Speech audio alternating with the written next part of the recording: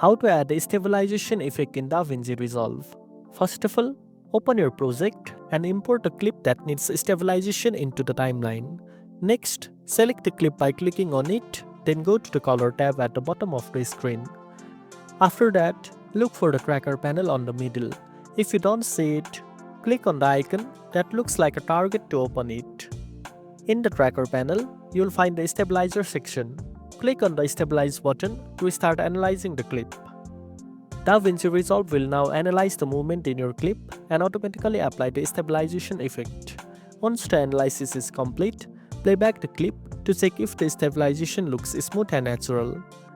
If the clip still seems shaky, you can adjust the smooth and strength sliders in the stabilizer settings to fine-tune the effect. Remember that over-stabilizing can cause warping or distortion, so keep your adjustment balanced. Finally, when you are satisfied with the result, switch back to the Edit tab to continue working on your project or export a stabilized video. And that's it. Now you know how to add a stabilization effect in DaVinci Resolve. If you found this video helpful, don't forget to like, share, and subscribe for more tech tips. Thanks for watching, and I'll see you in the next one.